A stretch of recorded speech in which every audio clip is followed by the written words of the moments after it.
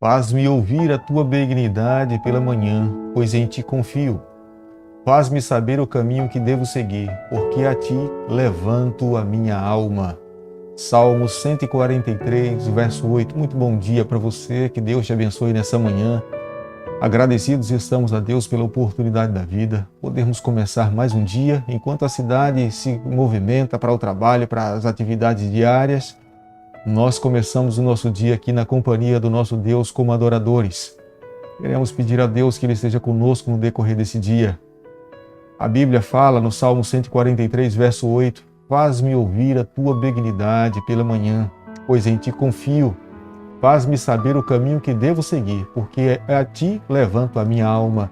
É o que nós estamos fazendo com Deus nessa manhã, falando, Senhor, por favor, nos faça seguir quais são os passos que nós temos que dar hoje, quais são os caminhos, quais são as melhores decisões, onde é que nós devemos ir, nos faça prosperar no decorrer desse dia, nos faça vivermos uma vida dependente de Ti.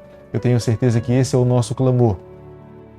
Convido você, nós estamos estudando a epístola do apóstolo Paulo à igreja de Coríntios e nessa manhã nós iremos estudar o capítulo 9, o verso 16. Se anuncio o evangelho, não tenho de que me gloriar, pois sobre mim pesa essa obrigação, porque ai de mim se não pregar o evangelho. Os capítulos que antecedem o capítulo 9, nós podemos ver que o apóstolo Paulo se responsabilizou em responder algumas perguntas dos irmãos ali na igreja de Corinto. Aqui agora no capítulo 9, embora ele tivesse o peso, a responsabilidade de um pastor, as preocupações com o crescimento da igreja, orientando ali como é que eles deveriam viver para que o evangelho conseguisse alcançar força e cumprir a missão. Mas o apóstolo Paulo também agora ele estava sendo acusado de viver do evangelho, se beneficiar de ser um ministro de Cristo. E nós sabemos que o apóstolo Paulo ele tinha uma profissão, construtor de tendas. Mas em alguns momentos nós sabemos que como ele tinha que se dedicar de tempo integral na pregação do evangelho, viver exclusivamente ali pregando o evangelho, ele não teria como trabalhar e ao mesmo tempo depois ainda pregar. Consequentemente, se beneficiou em alguns momentos e pessoas piedosas, mulheres, irmãos, ao ouvirem a palavra de Deus, se sensibilizavam e então agora entregavam as suas ofertas, os seus recursos para que o apóstolo Paulo tivesse condições de viver de uma forma integral pregando o evangelho. Embora ele tivesse esse direito, ele mesmo fala na sua palavra, entretanto, não usamos desse direito, antes suportamos tudo para não criarmos qualquer obstáculo ao evangelho de Cristo. O apóstolo Paulo não queria ser uma pedra de empecilho para as pessoas que estavam entrando na igreja ou para as pessoas que não conhecessem a Cristo. Consequentemente, naquele período já existiam pessoas que se usavam de má fé para ganhar dinheiro à custa da fé, à custa da religião, para que ele não pudesse ser acusado como aqueles falsos pastores, como aqueles negligentes pastores. Ele então optava em viver trabalhando, construindo tendas, fabricando tendas, para que ele não tivesse com que ninguém poderia acusar. Mas é claro, como nós aqui mesmo falando, em alguns momentos era impossível. Como viver incessantemente pregando o evangelho e ao mesmo tempo ter que trabalhar para que pudesse manter-se ou sustentar as suas despesas? Portanto, era nesse instante que os irmãos, olhando para o seu compromisso, o seu comprometimento com a missão, pegavam os seus recursos e falavam, apóstolo Paulo, aqui está o dinheiro e você pode agora então se dedicar pregando o evangelho, visitando, orientando a igreja, construindo a igreja, abrindo a igreja e nós iremos manter o teu ministério. Não havia nada de errado nisso, até porque a Bíblia mesmo fala que aqueles que vivem do ministério devem ser mantidos pelo ministério. É claro que naquele período ainda não havia uma igreja organizada para que pudesse sustentar e manter os recursos, direcionar os recursos na proclamação, na manutenção do ministério, mas mesmo assim haviam pessoas que eram piedosas e que sabiam das dificuldades e estavam sempre dispostas a poder ajudar. Ele mesmo fala que a sua consciência estava tranquila. Ele tinha plena consciência do que estava fazendo e sabia que fazia o seu melhor. O apóstolo Paulo, no capítulo 9, o verso 17, se o faço de livre vontade, tenho galardão, mas se constrangido, é então responsabilidade de dispenseiros que me está confiada. o apóstolo Paulo tinha plena consciência do seu comprometimento no cumprimento da missão. Ele sabia perfeitamente que tinha vivido uma vida fiel a Deus, pregando, anunciando, abrindo igreja, orientando as pessoas a respeito do caminho da salvação.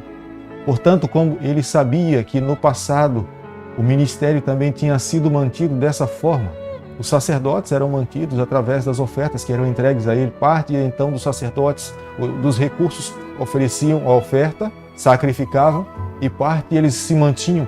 E olhando para esse passado e olhando como Deus tinha mantido o ministério, e ele tinha plena consciência que tinha feito o seu melhor.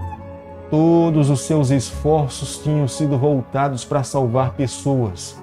O compromisso que ele tinha diante de Deus, e se lembra no momento que ele tinha se encontrado com Jesus Cristo no caminho de Damasco. É por isso que ele afirma no capítulo 9, verso 1, não vi Jesus, nosso Senhor.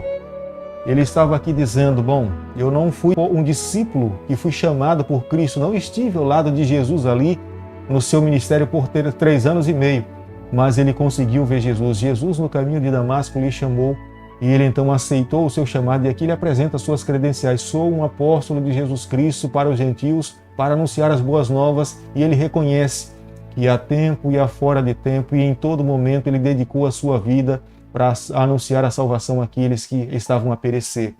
E no capítulo 9, o verso 24, ele então diz assim, não sabeis vós os que correm no estado, todos na verdade correm, mas um só leva o prêmio, correi de tal maneira que o alcanceis. Ele se coloca na condição como um ser humano. Ele estava dizendo, bom, eu sou um ser humano igual a todos. Se os atletas precisam ter uma dieta, precisam ter um treinamento, precisam se esmerar para que consigam um dia alcançar uma vitória, alcançar uma coroa, eu não sou diferente. Eu vivo também nesse mundo, esmurro meu corpo, luto a cada dia pedindo a Deus para que refreie as minhas tendências para o mal, para que as vontades que tenho de praticar aquilo que eu entendo que a palavra de Deus não permite, eu possa ter controle, o Espírito Santo me controle para que eu possa administrar e consiga honrar e glorificar o nome de Deus. Portanto, aqui o apóstolo Paulo se coloca no mesmo patamar como os irmãos da igreja de Corinto, mas essa luta como submissão e sacrifício e crucifixão do seu eu, ele permite que Deus possa conduzir e guiar a sua vida. E entendo, irmãos, nos capítulos finais que nós temos vivido agora do século 21, é uma responsabilidade que temos diante de Deus de anunciarmos a um mundo que está a perecer. Há quantas pessoas que ainda não conhecem a Jesus? É a nossa responsabilidade anunciarmos a um mundo que não sabe que um dia Jesus Cristo irá voltar aqui a essa terra. Nós que temos a palavra de Deus, que temos estudado a Bíblia, nós podemos ver gradativamente, Deus tem nos mostrado através da sua palavra que nós já podemos ouvir os passos de um Deus que se aproxima a voltar a essa terra. Mas vivemos numa cidade onde milhões e milhares de pessoas ainda não se despertaram para essa realidade. E temos em nossas mãos a responsabilidade de podermos mostrar a esse mundo, dizer a essas pessoas que Jesus Cristo está voltando.